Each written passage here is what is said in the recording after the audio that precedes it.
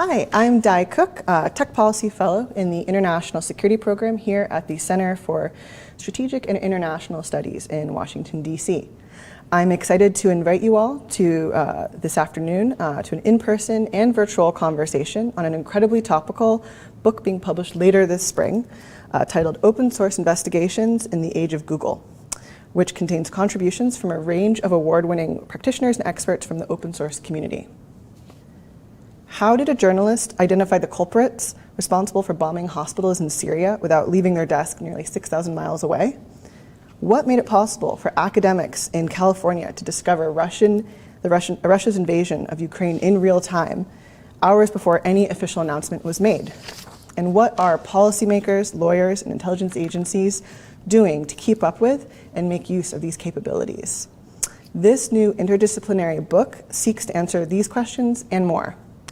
Painting a comprehensive picture of the digital information space today, it examines the manner and methods in which modern open source investigations are being conducted. It also explores the opportunities and challenges they present to salient issues in the information environment, including trust and transparency, accountability, justice, and more. Open source investigations in the age of Google is an essential reading for both the casual and expert practitioner, including digital investigators, journalists, and research institutions of all types, as well as for scholars of global governance, international relations, humanitarian law, and anyone with an interest in the possibilities and dangers of this rapidly evolving field. I'm especially excited to introduce our guests today as well. Not only have they been integral to making this book possible, they have been involved in a number of very well-known and impactful open source investigations in their area of expertise. From uncovering hidden nuclear missile silos in China to detailed exposés of the January 6th Capitol riot. Joining us in the studio today is one of the book's editors, Henrietta Wilson, a senior analyst for the strategic concept for the removal of arms and proliferation at SOAS University of London and King's College London. Also joining us are two of the book's authors. In the studio, we have Hans Kristensen, director of the Nuclear Information Project at the Federation of American Scientists. And virtually joining us, we have Christiaan Triebert of the Visual Investigations team at the New York Times, also formerly of Bellingcat and Air Wars. Just as a quick aside before we get started, watchers or viewers will notice that during our discussion, there's going to be different images appearing behind us on the green screen. While they will not be related to our conversation directly, they are images from a number of very interesting and pretty fascinating open source investigations conducted over the recent years, some of them by folks in the room today. So we'll be sharing links to each of these investigations in the video description for folks to learn more, and encourage you to go check them out later. So with that, thank you everyone so much for being here and taking the time to speak with us today. So diving into our first question, this is directed at Henrietta, as one of the editors of the book. What was the impetus for your co-editors and yourself for deciding to put this book together? And what new knowledge does it bring to the table about this field? Thank you, Diane. Thanks, Christiaan and Hans. It's really great to be here with you all today. The impetus guiding me and my co-editors Dan Plesh and Ola Samuel was really this recognition that digital technologies have transformed how people can understand and see the world and make sense of it. And it's transformed how they do it and the sorts of people that can do it. Our particular background is in disarmament, weapons of mass destruction in particular, but also general and complete disarmament. But we're aware, when we started this research strand, that the world of open source investigations that uses publicly available tools and information doesn't necessarily divide itself into particular cases or particular tools or methods or even particular end uses. In the non-governmental space, it's really inherently interdisciplinary and can draw on different tools at different times and is very creative. So what this book brings is a snapshot of extremely varied approaches. We've got 18 fantastic chapters from brilliant people, including Christiaan and Hans, that range over different tools, digital tools, and also earlier approaches that are involved in different applications, from monitoring human rights abuses to airstrikes to weapons of mass destruction and small arms and light weapons, tracking corruption, tracking political violence, violent extremism, with a sense that each of these chapters gives detailed insights into what specialist researchers do, how they approach investigations, but that there are synergies and overlaps running through the chapters. And on one last point of the variety involved, they invoke different sorts of end uses. So some chapters are really exemplifying the transparency benefits of these new approaches. For example, by really impacting on investigative journalism. Some chapters reflect on the extent to which open source investigations can be harnessed by treaty verification if findings can be captured into statutory regulation methods. And some chapters reflect on the capacity to feed into international law and prosecutions. Yeah, so that's just a snapshot of the diversity. There's so much going on in that book. I cannot wait for it to come out. Thank you for expanding on that. So just opening up the questions onto the entire panel, and we'll start with you, Christiaan. What do you think, briefly, are some of the greatest opportunities that you found open source investigations provide? Well, I think, I work as a journalist, and I think, very regularly, you cannot be everywhere all the time. And sometimes there are even areas that you may not be able to visit. Think of course, the territories occupied by the so-called Islamic State in Syria and Iraq a couple of years ago. It was very hard for journalists to get access. And I think openly available information, whether that's propaganda footage from the so-called Islamic State or propaganda footage of the Pentagon or the Russian Ministry of Defense, you can use these pieces of information as basically trying to stitch together to get a little bit of a better understanding what's going on. So I think in that regard, open source information, for journalists, but I think for anyone, for researchers, for anyone doing research, basically, provides a toolkit to better conduct investigations. Basically, there's just a wealth of information, and we just need to make sure that, okay, this is correct. We can verify the information, and usually one piece of digital or openly available information is not enough, right? You want to collect all of those different puzzle pieces to stitch them together. But it creates insight in maybe conflicts or other events that are happening that we cannot immediately be there. And in that way, we can figure out a little bit more what's going on. I completely agree. Hans, do you have anything you want to add to that? Well, I would say first that we have to remember we've always had open source information. Mm-hmm. It didn't happen because of Google, or it didn't happen because of satellite imagery. But what's changed, of course, is the wealth of information, the very, very broad range of information that comes from everything. Maps, images, text messaging, the availability of high quality cameras and link up to any place. So the speed is really what has changed, and the technology is at people's fingertips. So with that comes, of course, enormous challenges, both in terms of who's sending this stuff and how do we know what we're looking at. And like Christiaan said, you can't rely on one source, you can't rely on one single piece. In fact, there are plenty of examples already in this Google era that you can go terribly wrong if you do. So it comes with both opportunities, but also these enormous challenges that at some level come down to self-discipline as well. The users and those who interpret it, how good are they? Yeah, I completely agree. I think sometimes the focus on all the different benefits and advantages of open source intelligence get focused on so much that we forget about how difficult it really can be. And it really comes back to very good tradecraft and being able to be, as you said, disciplined with yourself, thinking about verification, cross-referencing. This isn't new. Right. This has been going on for a long time, and making sure that you keep those standards going as you use new sources in different ways. So it's a tricky balance, but a very exciting one. So I guess my next question would be to thinking more about these standards. So over the years, Many in the open source community have developed a variety of different standards to varying degrees of formality, from sort of unofficial guidelines, and you see that quite a lot, to more explicit protocols like the Berkeley protocols.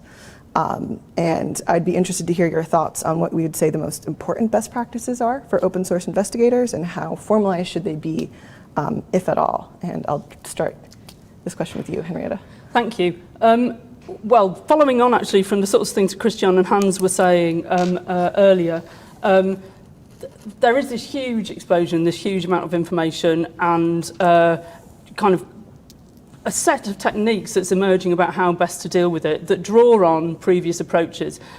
We might see echoes of these approaches in journalism standards, in academic practices of checking the provenance of the scientific method. But I'd say, to encapsulate a few principles that run through our chapters, people emphasise the importance of transparency in how investigations are conducted and reported, in order that they can be replicated and other people can check results and findings. And that really does derive from academic best practice as well, and kind of speaks to the points that Hans was making about checking that you corroborate information as well. Idris Ahmad in his chapter describes a foundational approach to open source investigation. So checking data before you arrive at any conclusions is very important. Giving credit to who's done the work, I think, is important. Oftentimes people put a lot of emphasis on the remote monitors, the people that may be getting the bylines, but many of them are drawing on the reports from local witnesses who may have endangered their lives, and they're a very important part of the ecosystem of evidence. So those are the sort of things that I would single out. I'd be interested to know what the others say. Yeah, one of you like to jump in?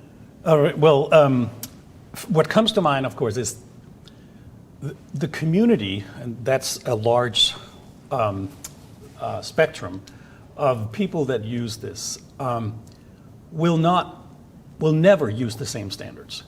There will always be different styles, different user objectives. Some will be academic institutions, some will be journalistic institutions, some will be activists, some will be troublemakers. And so there will be a broad range of forever uses of these things. And I think just like the printed media press had to go through a long period, and still does, and television for that matter, where you sort of weave out the bad ones and the good ones get better and get more status or whatever.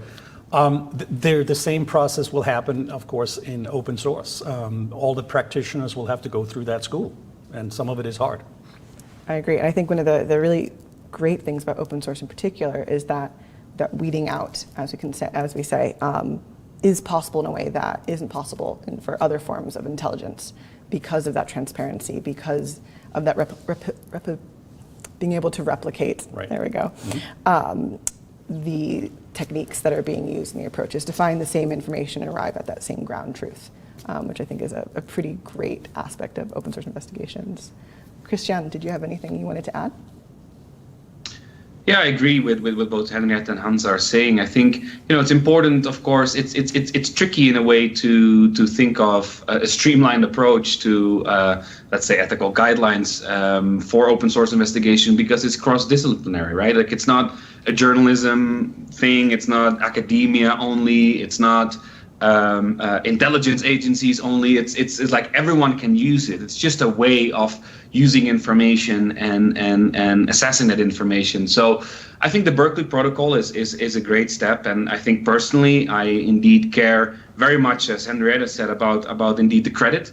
Right, I think it's something very important, especially like I come from a small group like Bellingcat, which didn't used to be so famous, I would say, and I work now for a big media institution, and you will see that a lot of volunteers, maybe on Twitter, the open source investigators, the new generation of open source investigators, they may do some groundwork or some legwork, and it's important to credit that. But it's also very, very important, and this is also what Henrietta said, is that we're only using information that is filmed or used already out there by people on the ground. So sometimes you do want to credit those people, sometimes you may want to be careful about that because you may endanger people by putting a spotlight on them. So when we talk, for example, about one of the methods that's a verification method in open source investigations, geolocation, establishing exactly where or when a photo was taken, you may think twice before you publish a geolocation of, let's say now, a video filmed in Khartoum, the Sudanese capital, where rivaling factions of the Sudanese military fighting with each other. So if you publish the exact location, maybe from a apartment where you can see something happening and you publish it online, you may as well, you may potentially point people that want to harm people that are documenting what's going on as well to where they should go for where the filmer was. So I think it's important to think about what's going on. And I think the last note on that is, we remember, I think, what is it, a decade ago, the Boston Marathon bombings in the United States. You saw that a online crowd of people, I think on Reddit, were very quick to identify a person and publish their name.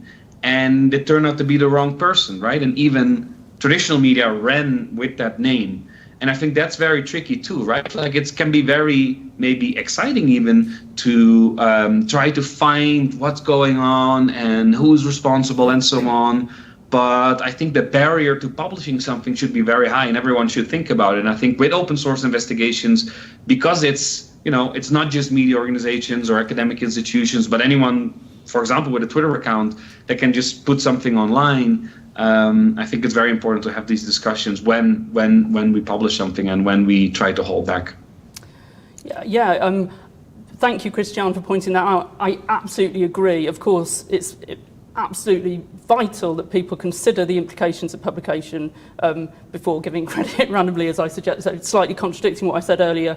Another reason for thinking twice about when and what you publish is whether publication might compromise an investigation in the long run by revealing that people are being watched and how they're being watched, and giving them a way to evade that. And I think coming back to the Berkeley Protocol, which you mentioned, Di. Could you actually expand on that? Oh yeah, Sorry sure. Well, we have a chapter by a couple of the people that contributed to writing it. What it is it's a set of guidelines for trying to coordinate the collection of evidence across a broad ecosystem of actors, and if these guidelines are followed, it's much more likely that the findings of an investigation can be accepted in the International Criminal Court. So it will be really important for future prosecutions. But I think what's really interesting about the Berkeley Protocol is it's not rigid, it's not a prescriptive set of techniques about how investigators should approach their work. It's principles and guidelines. And so it says explicitly it's tool agnostic, so that when technologies change, investigators can change their approach, and also that it encourages investigators to operationalise the principles in their own way. So again, there's this sort of recognition of the fluidity of the space, and that's tied to international humanitarian law, but I think has broader lessons for the whole community. I don't know if these practitioners would agree with that, or if they have some standard operating procedures or principles that they follow in their work, or if it's more organic. Who wants to start? I was going to say, Hans, do you want to jump in? Well, yeah. So the job I do at FAS is part of a team that's monitoring the status of nuclear forces around the world, and nuclear weapons are supposed to be secret. So how do you go about that? So there's a wealth of information, and it's not new. It's been done and developed by researchers for decades and decades. And we meet all the time this problem of, on the one hand, you want to report on this because it's important to have an informed public debate that's based on facts.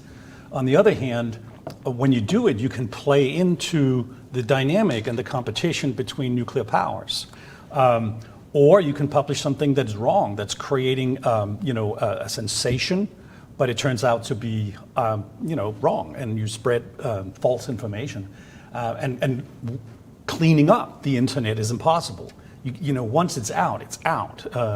We can sit here and have a conversation about responsible practices and these kind of things, but not everybody agrees with that.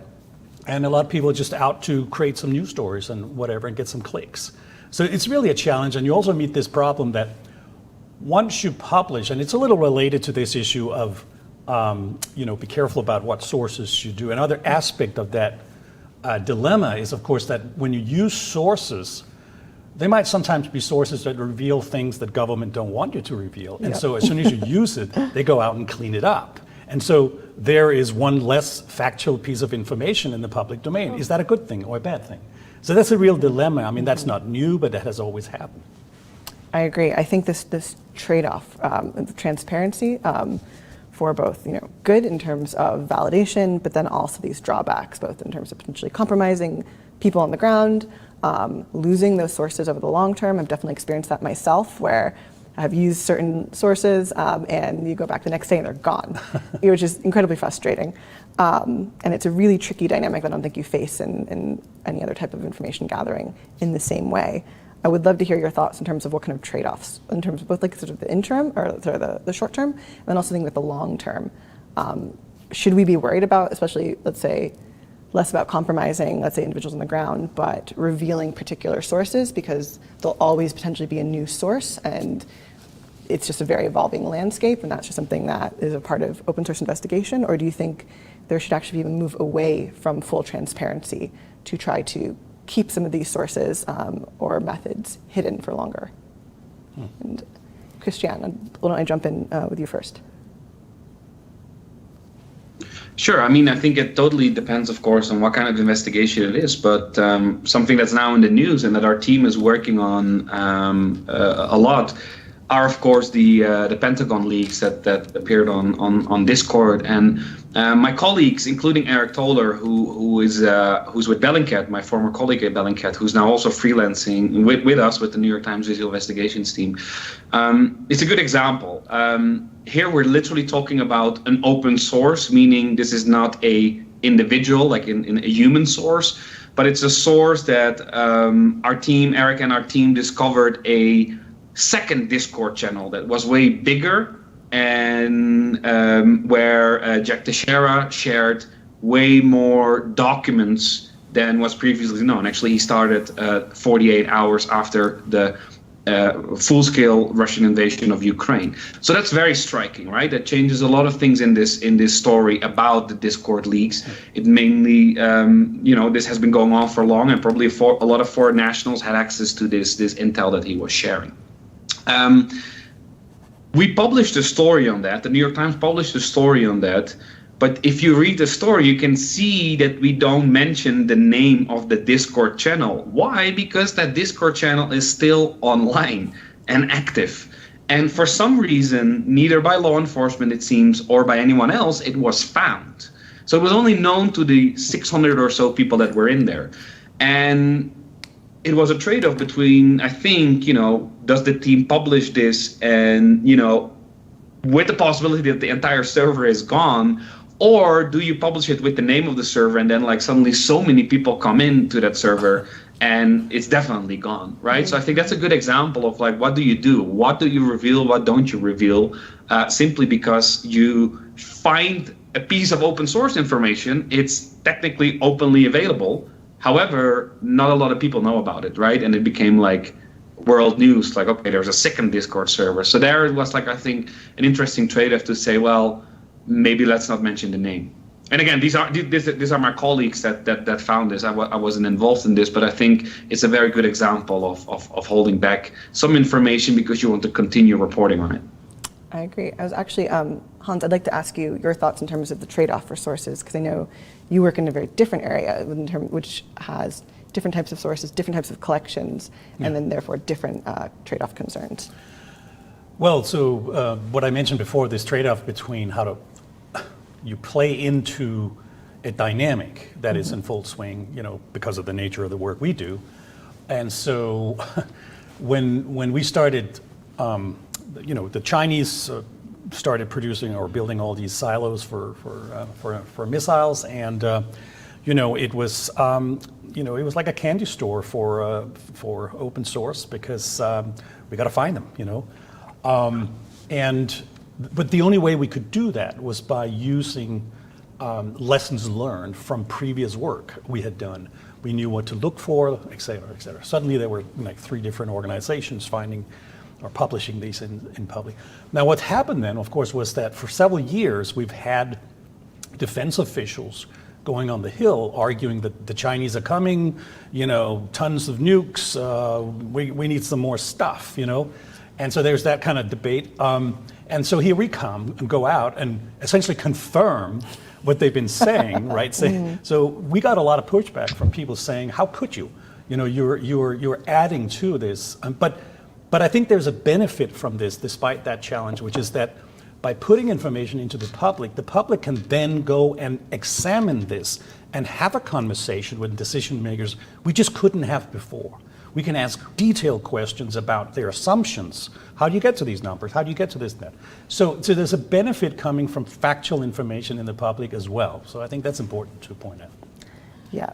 Yeah, and I think it also gives a trusted brand, so that when you're also refuting disinformation, that's important. People can come to FAS Nuclear Information Project and kind of and trust the numbers if you give that full picture and how you found that. Oh yeah, correcting false information or just mistakes, it happens all the time. I mean, I'm surprised how much time we actually have to spend on that. When news stories are out there and we have to go in and contact the reporters and say, it's not true, this, here's the information that shows it's not true.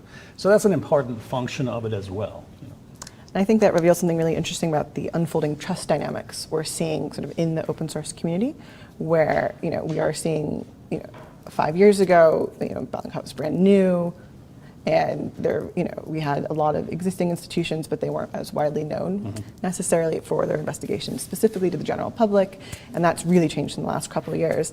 And so we're almost moving from this trust in the transparency process and that reliance on that towards trust in the institutions. So that when, for example, FAS comes out and says, this number is wrong, or this is new information, or we got this wrong earlier and we've now changed that, there's that immediate trust there to say, well, you've built up your expertise with these existing investigations over time, and we're going to, we will trust you as this neutral third party. Which I think is pretty powerful, and I'm really interested to see how these dynamics continue to evolve as the open source space matures. Yeah, absolutely, and I think what we're seeing is the development of a very informal peer review process. I think Bellingcat pioneered some of these processes early on of crowdsourcing people with interests who were able to provide checks and balances on each other, and now as well there's a community of open source researchers who's fairly fluid. Christiaan mentioned Eric Toller, who worked in Bellingcat, and we have a chapter from him, who are communicating, collaborating across different subject areas, different tools, and it's enormously rich, I think. Yeah. Okay, I'm going to jump in with a slightly different question, but that's still related to this. So, as we're saying, this community is evolving, growing. It's becoming, as there's more sources, there's more data, there's more tools than ever before. I mean, just remembering learning how to do investigations 3 years ago, and like the scarcity of sources on that, and then you Google that today, and it's just there's so much information, and it makes it easier for anyone to engage in open source investigations, and there are both advantages and drawbacks to that in terms of lowering almost that barrier to entry to the open source community. And I'd love to get all of your thoughts on what some of those advantages are and what some of the drawbacks are. And I'll ask you first, Henrietta. Right, a very interesting question. I think, so lower entry barriers kind of implies this rhetoric that I do hear a lot about anybody can do it.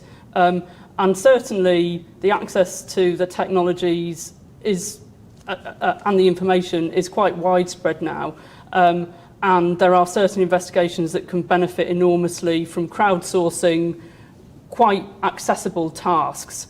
So I'm thinking about screening large amounts of satellite imagery for signs of change, for example, destruction of villages in Myanmar. One of our chapter authors, Ben Strick, writes about that.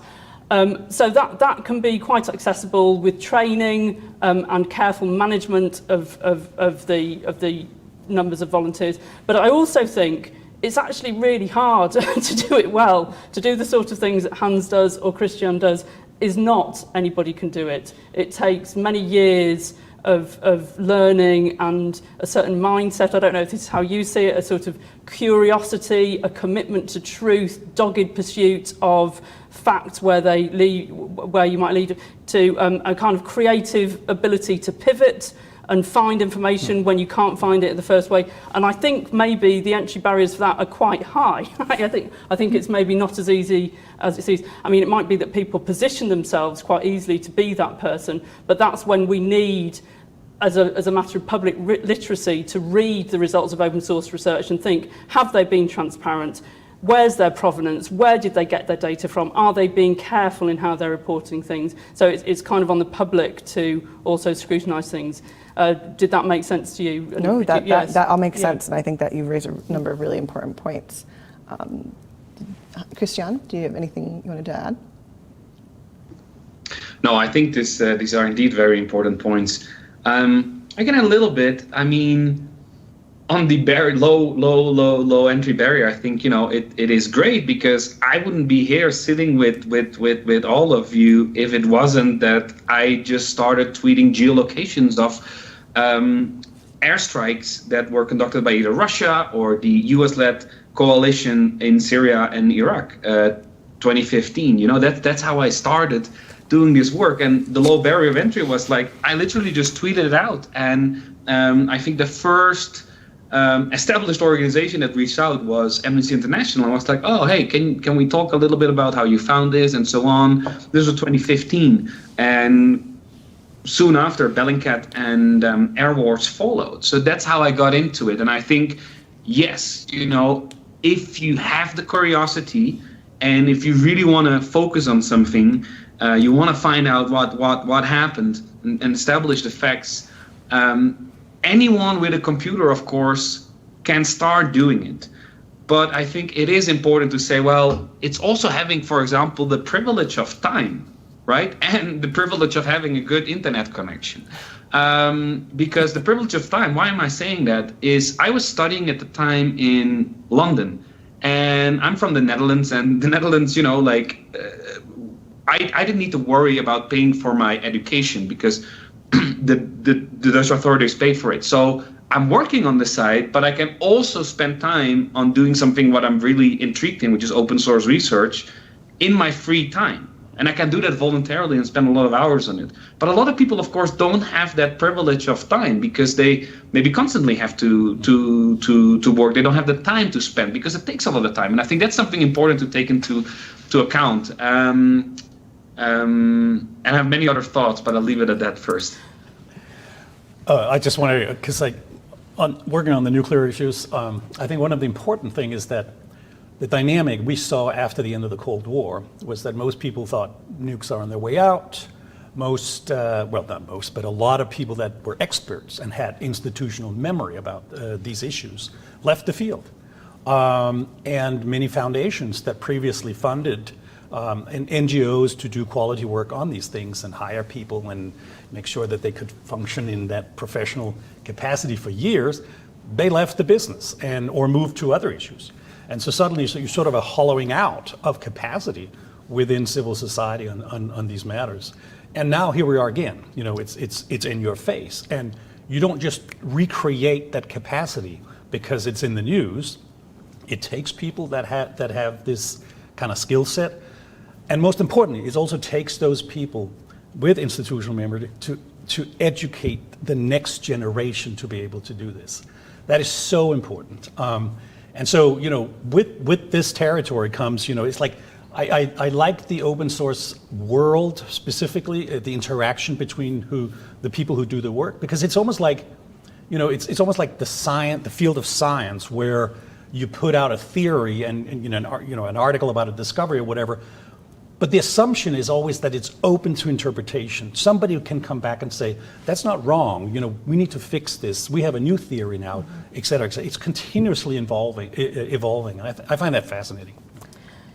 Yeah, thank you. Yes, and I love this kind of distributed expertise that is often drawn on. I'd just like to add something to Christiaan's points about the privilege of the time in order to do this. There's also a difference in the sort of societies that are able to do this sort of thing. I think it often goes with a culture that recognises the value of openness, of holding governments to account, and not all cultures have the same approach to that, and also not all cultures have the privilege of being able to examine authority figures or examine happenings across the world. So there are other privileges involved here too. Yeah. No, I definitely agree. And I think it's really interesting to dig into the community further, as we were saying, in terms of this distributed network of peers to help teach each other, to help evolve and progress the methods and the techniques being used, to also act as sort of validators for each other in terms of the information that someone else is using. I mean, it's one of the most open and welcoming communities I've ever encountered when starting sort of my open source investigatory journey, as it were. And I really hope it continues to stay that way even as it grows and evolves. So jumping to a sort of a different track, and building a little bit on what Henrietta was talking about, my next question is on diversity. And so to what extent does diversity of practice matter within open source research? And what kind of diversity are we talking about? And if it's so important, how can we achieve this kind of diversity? And I'm gonna start off with you, Hans. Well, there's diversity in skills. There's diversity in background, where you come from in this. And again, back to what I said before, one of the things that intrigues me about the open source world is just that it's so diverse.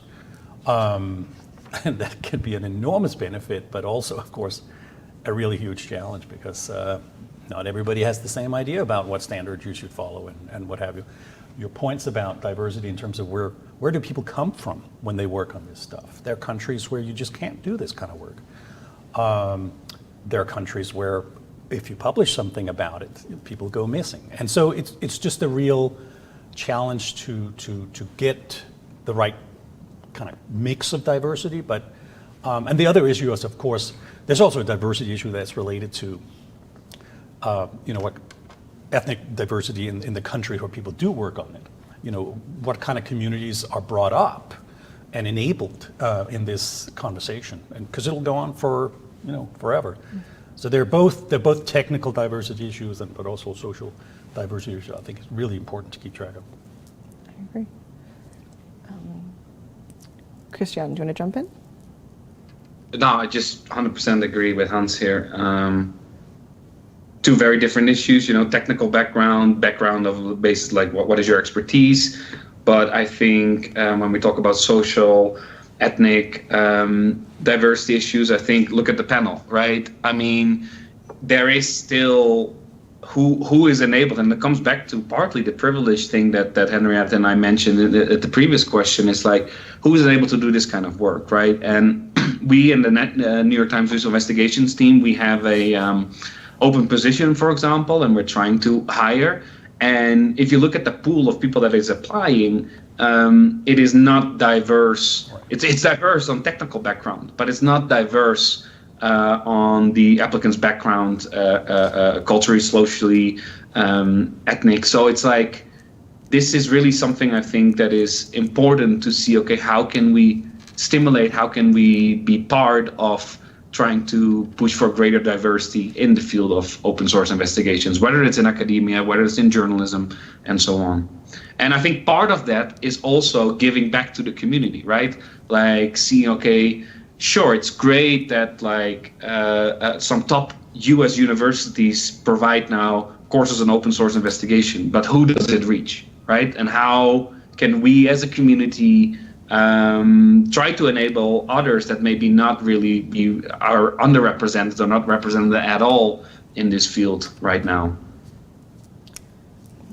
Great, yes, I can't disagree with anything. This is all absolutely what I'd say. Diversity is essential to this area in all sorts of ways. Diversity of techniques, diversity of data. I think many discoveries have come from unlikely, unexpected, serendipitous data sources that nobody was really looking for. So for that to work, the more diverse the input you have, the more likely you are to come across these serendipitous. So there's a sort of practical argument that more diversity leads to better outcomes. There's also the matter of social justice. that I think we've picked up on, that a lot of the people doing this work are really motivated by strengthening human security, that comes with it a call to redress global inequalities. I think also in terms of, if you want to harness the findings from open source research, if you can demonstrate that there's an equitability of the people joining in, it's more likely that those findings will be listened to. I'm thinking in the international negotiations, Hans and I might follow. If you can demonstrate they've been globally derived and not just from the United States or Europe, right, it's far more likely that people won't be able to dismiss them as a source of bias. I'd be interested, I don't know if what the other panelists think, there is a sense in which it's more diverse than people maybe give credit, than maybe is reflected in popular understanding. So Alexa Koenig and Lindsay Freeman in their chapter talk about ecosystems of practice, and we've already mentioned how collaborative things are, but often data will have travelled many miles before it gets to Christiaan or the other people that are doing this stuff. And in each stage, in each of the links in the chain, somebody has been involved, somebody's been doing that, and they're all extremely valuable. In terms of increasing diversity, what I see is an enormously generous community that's ready to answer questions, that's ready to engage, that's ready to provide training. Some training is enormously expensive, but there are entry point videos, for example, from Ben Strick. Bellingcat is an amazing source. And so there are ways that people can get started for free, bearing in mind the privilege we mentioned earlier. Yeah. Thank you. Yeah, if I may add one more thing. Yeah, please. Sorry, it's digitally to join, but I think this is all great. I'm glad we're talking about it. But when it was said about like diversity of background, I think what is very interesting, if you look at our team, Visual Investigations, we only have a couple of traditional. It's 17 people, and I think around 8 of them are reporters. But many of the reporters actually don't come from a traditional journalism background. I come from Bellingcat. We have Christoph Kuttel, who comes from Amnesty International. We have Haley Willis, who comes from a sociology background, straight out of college, basically. And we have Ishan Javeri, who does a lot of coding. We have Mui Xiao, who is one of the few traditional reporters focused on China. And we have more people, but I think it's very interesting when you look at like the expertise and skill set. It's just fascinating to see that not a lot of people study journalism, for example. We all work for the New York Times, but we all have a very, very different background. And I think that's something important. When people ask me like, well, how would you start with open source investigations? I usually say, well, what is a topic you are very interested in? Because as soon as you're interested and you have the time on your hands, you will want to find out because you care about the topic. And that's what matters. Like, don't do something, if you're not interested in nuclear issues, why would you focus on that, right? Like, if you have the chance to focus on whatever you want, go for it, especially if you do it in your free time. Try to find something you really care about, and you'll see that you will spend a lot of time on it and find probably interesting things. Absolutely. I agree. I think despite the diversity of background, expertise, there is one thing that really unifies all folks in this open source community, which is this interest to just dive in and sort of this myopic focus almost on a specific topic for a long period of time. I myself have done hours and hours, and this I'm very familiar to all of you in terms of just scrolling through geosatellite imagery looking for something. And if that's what interests you and that's what makes you excited and makes you want to do your work, then it makes you a really great fit for the open source community. It's not for everybody, but it is for us. So I know we touched upon this a little bit in some earlier parts of the conversation, but I'd also like to delve into some of the ethical issues and challenges that face practitioner, both in terms of the problems they run into themselves while doing conducting an investigation, and then also thinking about, for example, how they might get exposed to certain types of information, which could be very harrowing or traumatizing in the long run. And sort of expand a little, I'd love to hear your thoughts and expand a little more about some examples, and then also what can we do to address these. And I'm going to jump to Hans first. Well, so It's a broad range of issues. I mean, our experience, or my experience, of course, is somewhat narrow because it's focused on that nuclear aspect, and there are tons of other social policy and social issues, of course, where this plays out. So I can just only speak to some of my experiences. And this comes down to this issue that I touched upon before, which is about when you do what you do you help the situation, or do you make the world more dangerous, or are you fueling the fire, or that type of stuff? We already touched upon that, but the other part is that when you go through a lot of information, research, especially over the years, you collect, what officials really hate, which is this sort of mosaic of information, none of which necessarily is a compromising piece of information. And I don't have access to classified information. I never had and never will have.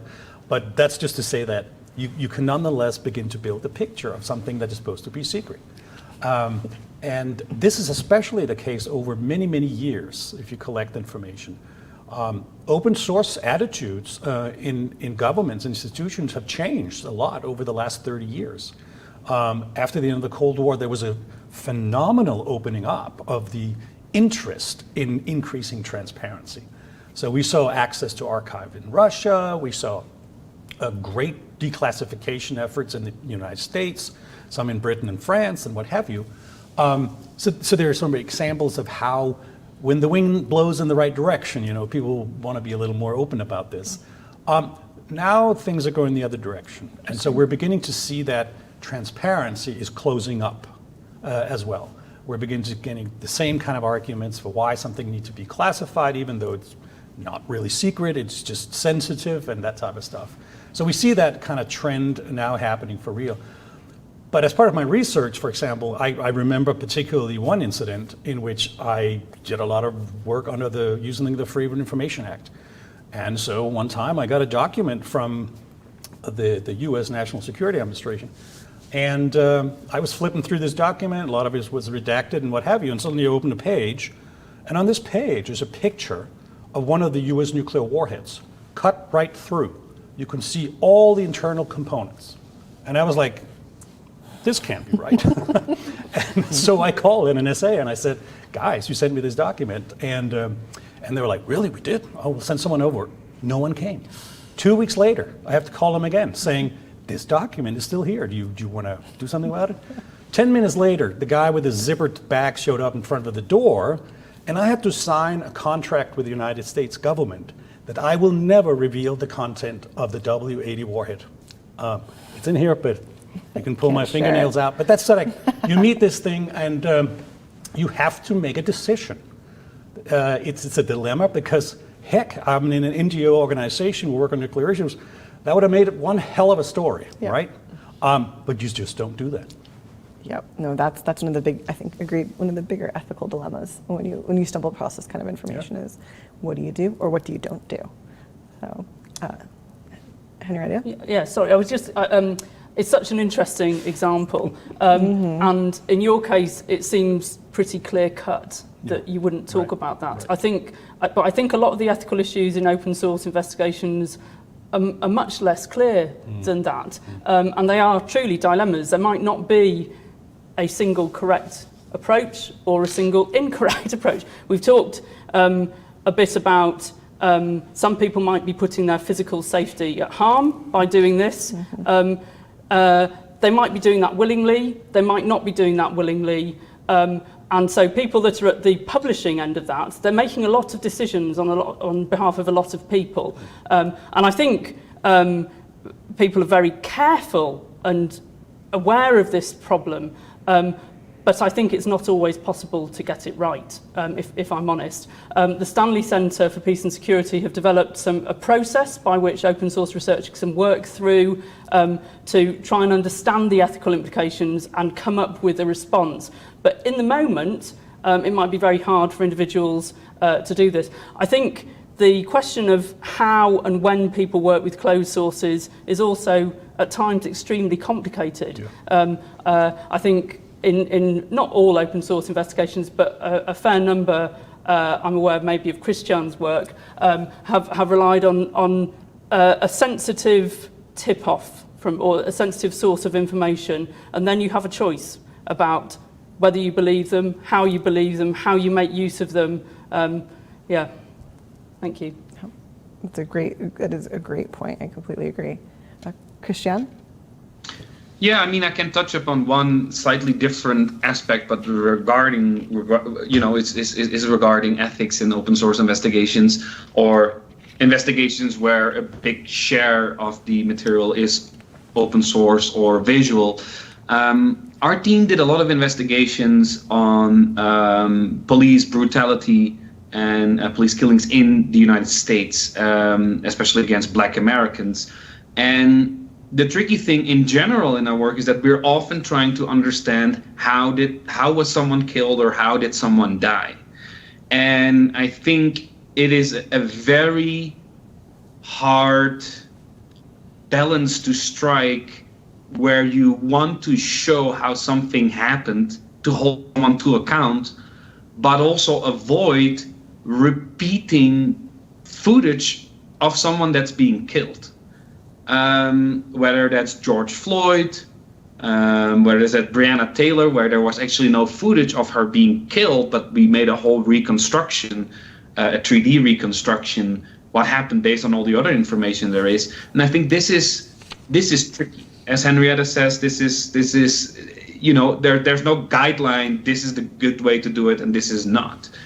And I think similarly, we have done quite a lot of investigations into the occupied Palestinian territories. For example, recently the killing of the American Palestinian journalist Shireen Abu Akleh. Similar, right? Like, you want to reconstruct what happened to hold those that shot and killed her to account.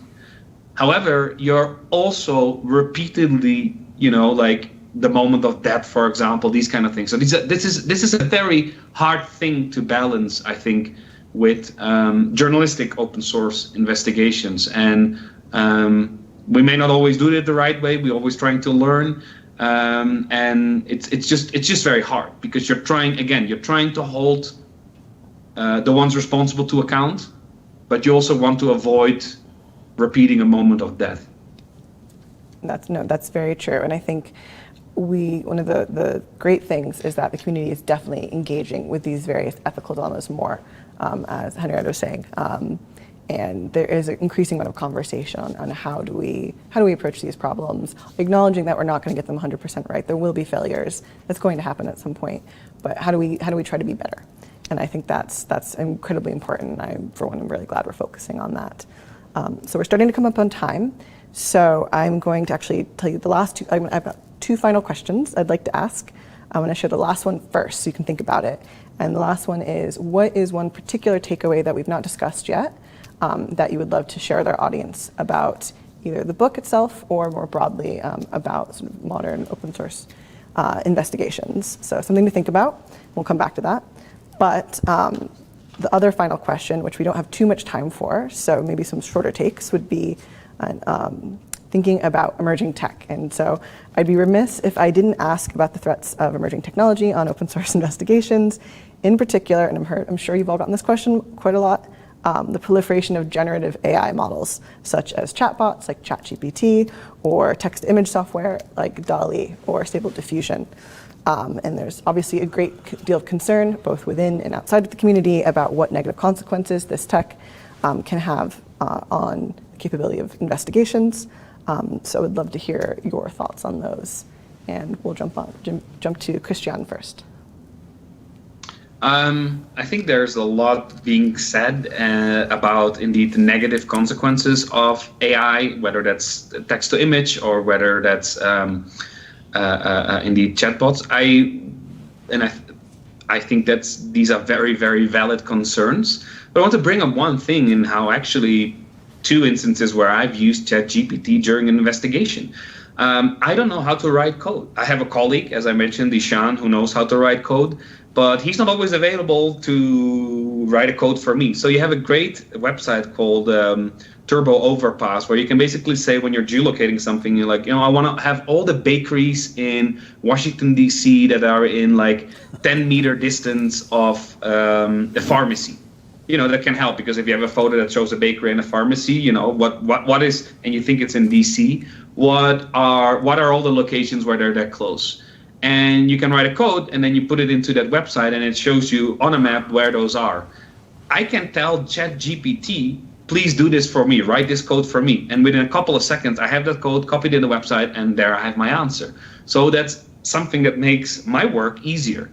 Similarly, sometimes when you read through very, very long documents and it's like person A is connected to person X and person X is connected to institution Z, but it's all written down, I can feed that text to ChatGPT and say, please make a table of all the person mentions in relation to what institution and in relation to what other person. Now, I'm not saying like, of course, got to double check it, but if it's a 100-page document, this is a very great start to very quickly go about like, okay, what could be potential connections be? So I just wanted to say, mention those two examples of like, there's also use to the open source community of how to use ChatGPT, for example. I agree. I'm really glad you raised that point of some of the benefits of this emerging tech, not just the risks. Well, so on AI and those kind of advanced technologies, of course, I mean, there are the benefits, of course, the tools aspect of it that Christiaan is talking about. And then there's the issue of falsification also, of course, because if you can use it for one thing, you can also use it for the bad stuff. And anybody who spent just a few hours on the internet knows that false and manipulated imagery and documents is a huge problem. And when these technologies get better, it potentially gets harder to detect when something is false. And so that's going to be a huge challenge, how to learn and develop techniques and practices for weeding that out. I mean, I bumped into it personally in even before those technologies, just going and buying satellite imagery from companies that are in countries that don't like you to take pictures of a certain area. And they sell you a satellite image where an element of it has been, manipulated. Did they give you a discount at least? No discount there. I tried to make their stocks fall, but didn't quite work.